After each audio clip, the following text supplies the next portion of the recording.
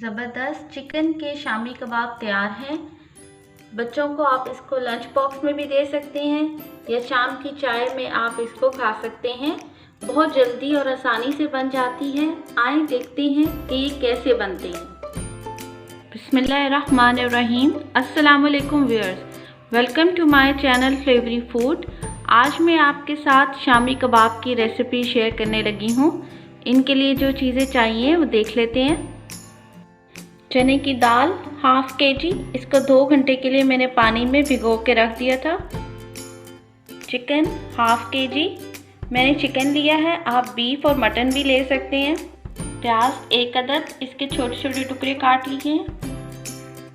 अदरक साबुत 1 इंच का टुकड़ा। साबुत खुश्क धनिया 1 टीस्पून। साबुत सफ़ेद ज़ीरा 1 टीस्पून। नमक हस्बे जायका।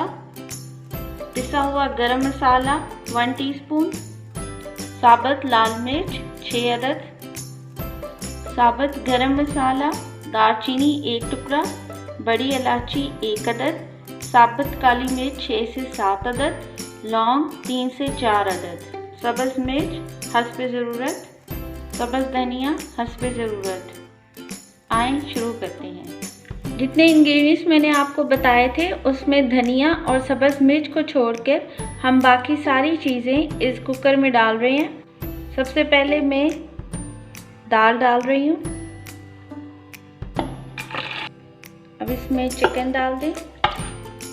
नमक, गरम मसाला पिसा हुआ, साबुत ज़ीरा, साबुत खुश्क धनिया, अदरक हम इसी तरह साबुत डाल देंगे।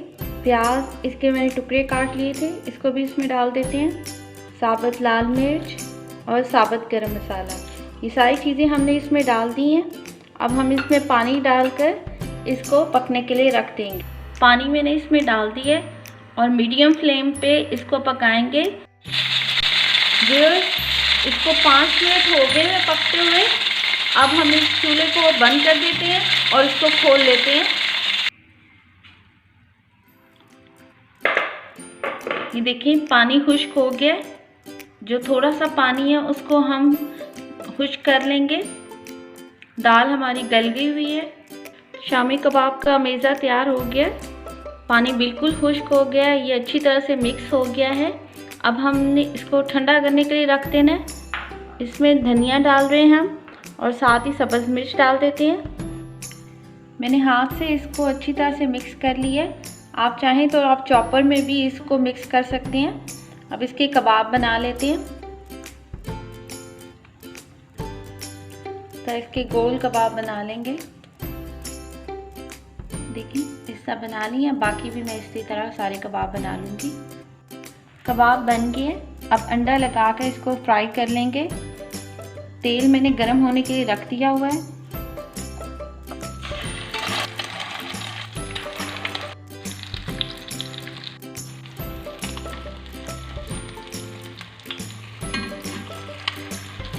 एक तरफ से गोल्डन ब्राउन हो जाएंगे तो फिर हम इनका रुख चेंज कर लेते हैं।